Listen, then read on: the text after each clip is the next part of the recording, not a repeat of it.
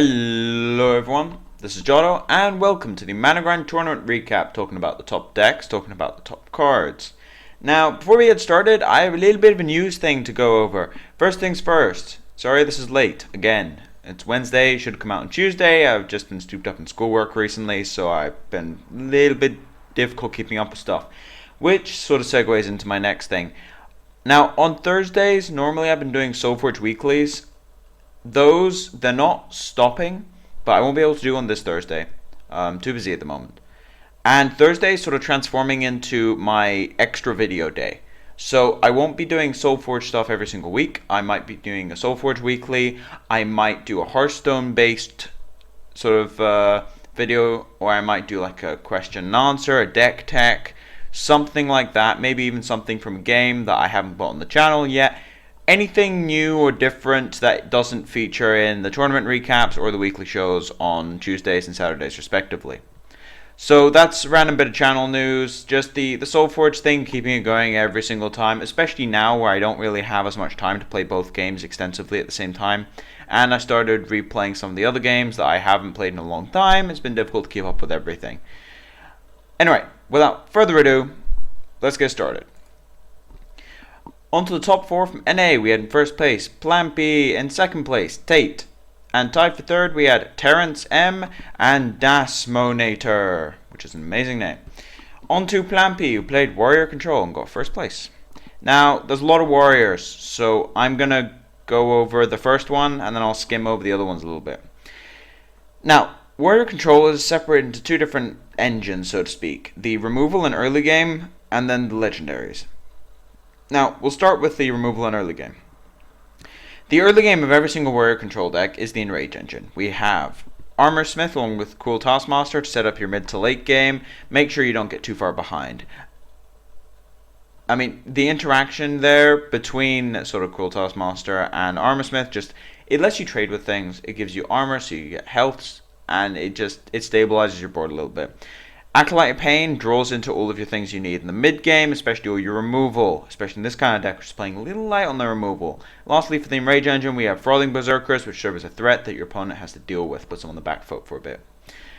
As for the spells, we have Standard 1 Brawl along with 2 Whirlwinds for the AoE. Whirlwind also benefits your Enrage engine. Then we have Shield Block Shield Slam for the big burst damage.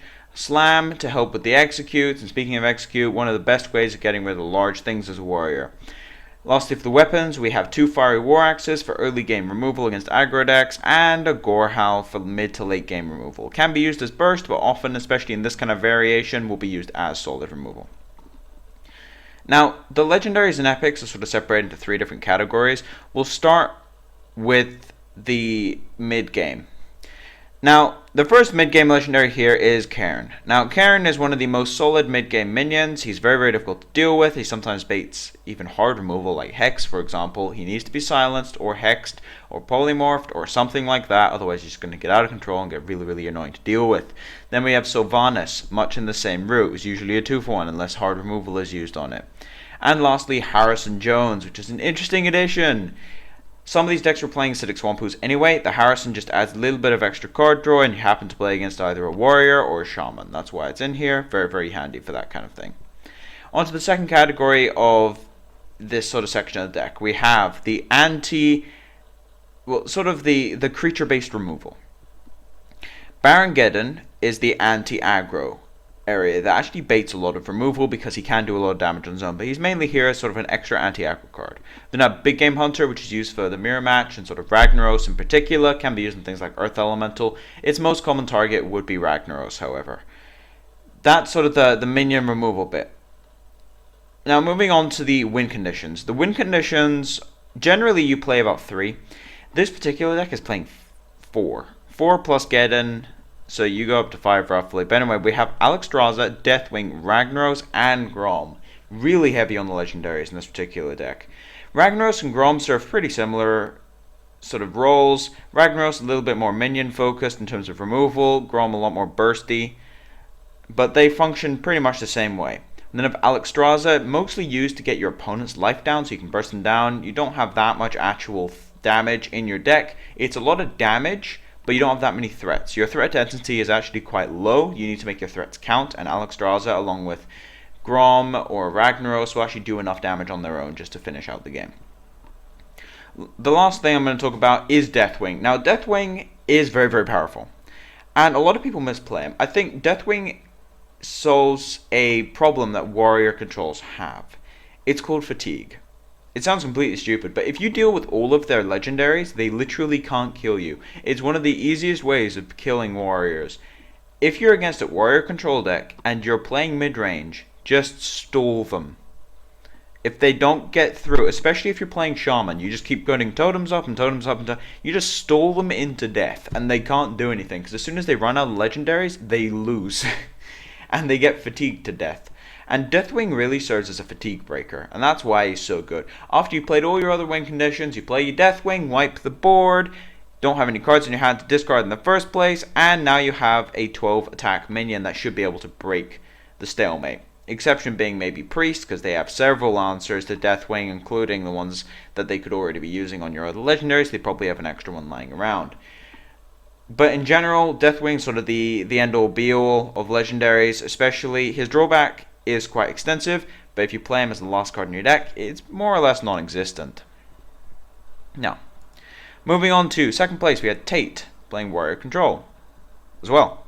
Now, the differences here is we had a Cleave for the AoE ability that it gives you, along with Wild Pyromancer, a little bit of AoE tech, only one Frothing, interesting. We had two Sengens instead, sort of the early game threat that stops aggro a bit.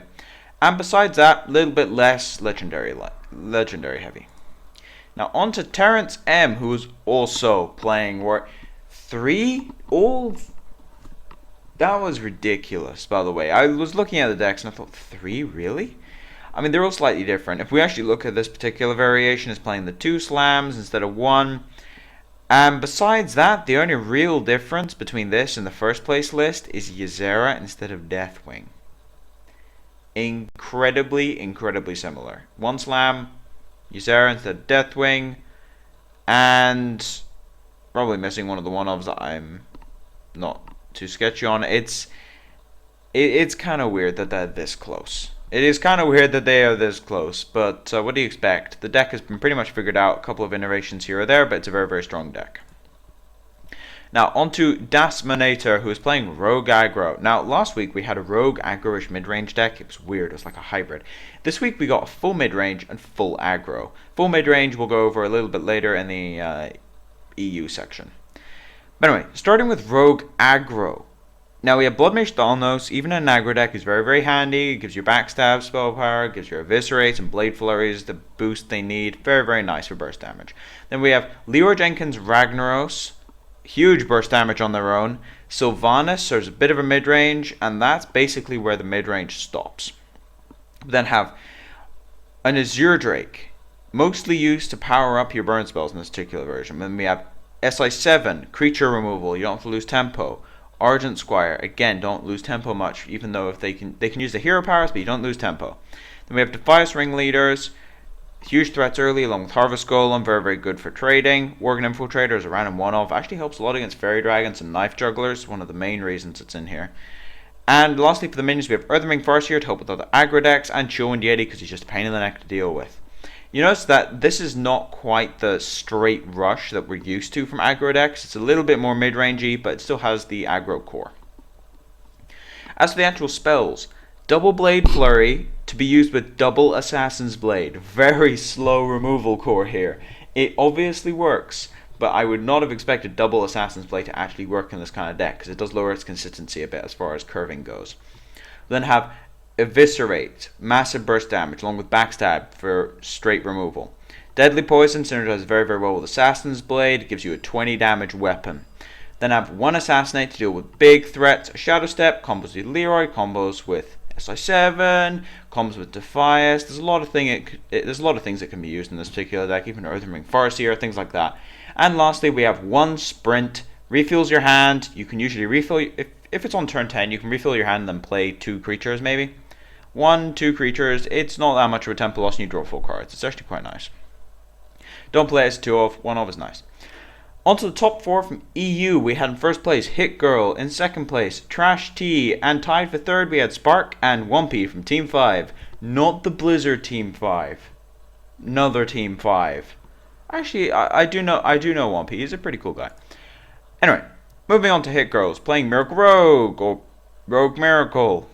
Obligatory typos, man. It's not even that much of a typo. I just put the words back to front. I always say Miracle Rogue and I type Rogue Miracle. That's really weird. Anyway, Miracle Rogue is the kind of deck which everyone was expecting to win a tournament at some point. It has in the past to some extent. But it's not that consistent as far as winning tournaments goes. And the entire reason for that, I'm genuinely going to say this, is that there aren't enough pilots for it. All the other decks that win a lot, like Warrior Control and Warlock Watchers and Druid and Shaman, they have some really, really good pilots who know what they're doing with the deck and are very, very consistent with it. Miracle Rogue, not so much. There's a couple well-known ones. There's obviously Colento. I mean, we've got Reels who does it. I know that, Hit Girl obviously has proven that he can actually pilot this. But if you think about it, there aren't that many players who are just known for Miracle. They're known for being good at Miracle. There really aren't that many of them. It's kind of baffling. There just aren't that many pilots, and I do think the deck is very, very good. But in order to have a high chance of getting a deck into top 4 of open format, you need to have a lot of good pilots for it, not just one. Anyway, moving on to the actual deck. For the minions, we have Blood Mage Thalnos, since you're playing a lot of damage-based spells. Gadget Sand draws through your whole deck in this. It draws through your whole deck in this list. Literally your whole deck. You will draw through the whole deck and then kill them with Leroy along with double Shadow Step, which is sort of your 18 damage finisher, along with things like Cold Blood and Deadly Poisons and things like that. Massive burst damage. Then we have Acolyte Pain, bit of extra draw power, SI7, just efficient removal, and Edwin Van Cleef as sort of a secondary win condition along with the Leroy. On to the actual non-minions, starting with Assassin's Blade. I'm actually going to start with the Assassin's Blade because it's in the middle. It's an additional threat. Rarely it'll be used as removal. Sometimes it is, but rarely. Normally you Deadly Poison it up, deal a bunch of damage, so you don't deal as much with your Leroy. And that's sort of why it's in deck. It's a one-off because you only want a couple win conditions. It's only playing 3 win conditions in this particular deck. As for the actual spells, though, we have 1 Blade Flurry. So we're only playing 1 weapon synergized with it. You have to use your dagger most of the time. 2 Cold Blood. Massive burst damage potential. Can be used early on with Gadget Sand to draw some cards, but most likely used with Leroy. Then we have Conceals, specifically for Gadget Sands and Van Cleef. Eviscerate, solid removal or burst when you need it. Shadow Step for comboing. Fan of Knives, you need that additional AoE. As said, you can't play 2 Blade Flurry because you don't have the second weapon. Then we have 2 Shivs, Backstab, Deadly Poison, Sap. Various types of removal. Deadly Poison can be used for offensive ability with Assassin's Blade or just 6 damage off your dagger. Shiv, Backstab, similar function. Shiv does, however, do less, but then it cycles. And lastly, we have Sap to get past taunts. Now, I did miss a spell there. It's Preparation. Now, I went through all the other spells first just to show you that the cost of literally every single spell in this deck is 3 or less, which means a Preparation will give you a free spell.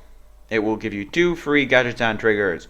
If you have 2 preparations, you can go through 6, 7 cards on 2 or 3 mana. It's ridiculous. You don't need to spend that much mana at all in this deck. Once you have a Gadget Sand down, you just keep cycling into free spells and keep drawing over and over and over again. On to second place, we had Shaman Midrange deck, which wasn't on A, weirdly enough, considering the top 4 structure there. Anyway, this is a full Shaman midrange deck, no OTK to be found in this particular variant. On to the minions, we have Blood Mage Thalnos, again, cycling, free spell damage. It's one of the best cards in the game, please play it. Ysera functions as a late game win conditions, not playing Alakir, playing the more grindy particular matchup. Then we have Big Game Hunter, deal with big things along with your hexes. Earth Elemental, a big threat they have to deal with along with some of your other ones you can play like Fire Elemental, Azure Drake, Gadget Sand, Unbound Elemental, pretty threat dense. There's a lot of threats in this deck. We've got Ysera, Earth Elemental, and then we have 6 of the 5 to 6, and then a Flame Tongue Totem, 2 Unbounds. You're looking at 10, 11 threats in this deck. It's pretty crazy. There's a lot of threats. Even for something like Flame Tongue Totem, late game, if you keep summoning totems, can get out of control on its own. Lastly, for the actual minions, we have Manatite Totem, which helps the Gadget Sand in terms of spell draw, sort of drawing into spells. Mana Tide is kind of weird. It draws into spells as opposed to drawing through spells, which does mean that it's more mana efficient, but it also means you can't control its drawing. This does happen. People do get screwed over by playing Mana Tide Totem not being able to burn through cards fast enough. It has happened, and people do start burning cards. It's one of the main skill testing things about playing Mana Tide Totem. You'd be surprised how often you're at 10 cards in this particular kind of deck, because you're not burning cards that often. You want to play conservative, play the slightly more grindy game. You're not playing OTK, you don't need to get them that low. Anyway, onto the actual spells. 2 Feral Spirits, anti-aggro along the 2 Lightning Storms, and we have 2 Earth Shocks. One of the best silences in the game, if not the best, along with Keeper of the Grove. But then I have 2 Forked Lightning. A lot of people only play 1, but this particular list is playing the full 2. 2 Lightning Bolt, 2 Rockbiter Weapon, 2 Hex. Solid removal. Rockbiters you can actually use as removal. Big deal. You can use them as removal. You don't have to use them as just random OTK things. You can use them as removal. Then we have the 2 Hexes. One of the best spells in the entire game at the moment, and 2 Lava Burst. Lava Burst functions as the Leroy Jenkins of the deck, effectively, and it also just kills Chillwind Yetis. Very, very nice spell. On to third place tie, we had Spark playing Rogue Midrange. Now, the spells have already gone over for Rogues. I'm just going to go over what makes this different from the aggro deck, because at first glance it looks slightly similar. The difference is here, first of all, playing Perdition's Blade because you want removal and not the sort of brunt raw damage of the Assassin's Blade. Then we have Black Knight, deals with big taunts because you're playing a more grinded game. Argent Commanders, again, you're playing a more grinded game, also gives you a little bit of reach later on. Then I have 2 Defender of Argus, gives all your stuff taunt, make sure aggro decks can't just run you over. Works really, really well with Argent Squire and Harvest Skull in particular. Lastly, we have Loot Hoarder, because you don't need to get your aggro on early, you can just afford to be cycling through cards, keeps your hand size high, and against things like Druids and Mages and Rogues, they get tempoed out, basically. You cycle, you see an extra card, and they get tempoed out when they may not have wanted to. Not so much against Rogues, but especially against Druids in particular, if they're playing a really fast deck. They can't innervate out, or if they do, then they risk it, because you could just backstab and then kill whatever they throw out. Lastly, for the actual differences between this and the aggro deck, we have the Spiteful Smith. Spiteful Smith backstab gives you a free deadly poison. It's pretty crazy. He's a 4-6 for 5, which is insane, by the way. 4-6 for 5 is absolutely crazy. On Perdition's Blade, it comes at up to 4, with deadly poison up to 6 damage. You can get 12 damage out of your Perdition's Blade swings, including the 2 from the combo. Just with a normal dagger with deadly poison, you get 10 damage. It is a lot of burst potential, gives a lot of removal options. Very, very powerful 5-drop. Lastly, on to One Piece deck, who is playing Warlock Watchers. A little bit of a sketchy deck in the metagame right now, but it does actually do pretty well from time to time. Onto the actual minions, we have Leroy Jenkins, random finisher. Doesn't do much else in this deck, but it is a random finisher. Then I have Lord Jaraxxus as sort of the other win condition. Now, this is one of those decks which is fairly threat light, so it has to compensate.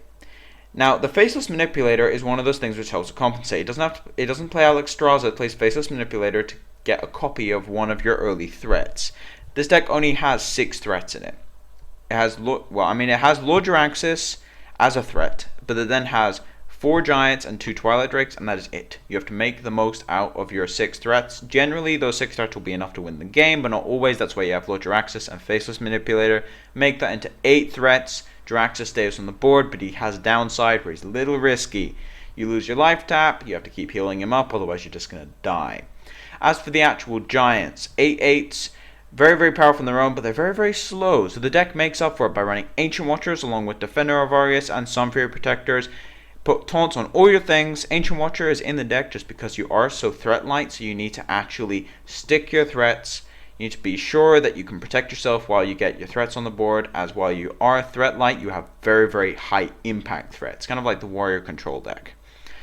Now, as for the rest of the stuff, Twilight Drake, really vulnerable to silence, but besides that, 4/9, 4/10 in this kind of deck on turn 4, very, very difficult to deal with. Earthring Farseer, generally be targeting yourself to compensate for the life taps, but sometimes we'll be healing up Giants and Twilight Drakes.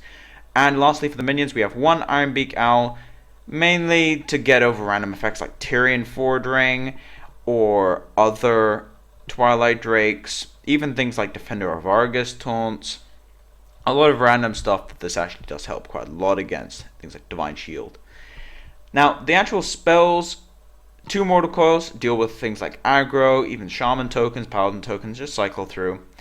2 Soulfires, 1 Power of Woman gives you reach. Soulfire, bit of a difficult card to play with in this particular kind of deck, so you can discard pretty important stuff, but still such a powerful effect you need to keep it. Then we have 2 Shadow Bolts, essentially Soulfire without the drawback for 3 mana.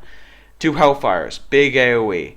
Siphon Soul, deal with things like Fire Elemental, Earth Elemental, Warrior Control, the main targets for this kind of thing. And sometimes Ancient of War, Ancient of Lore, things like that. Lastly, we have the Shadow Flame. Now, the Shadow Flame is normally a 2 or 3 damage AoE. However, the Shadow Flame in this deck will most likely be targeting an Ancient Watcher. You can't enable your Ancient Watchers without an Iron Beak Owl, and you need to play 1 Iron Beak Owl. So sometimes you will have Ancient Watchers sitting on the board, doing nothing while you wait to draw a taunt card. So you just Shadow Flame it. Force your opponent to actually kill the Ancient Watchers when he really doesn't want to. You just Shadow Flame the Ancient Watcher, 4 damage AoE on his side of the board, and then you get to play threat, threat, threat. It's a really, really powerful card in this particular kind of deck. Warlock Watchers, it's a little sketchy in the current metagame, but it actually still can work if you know how to play it.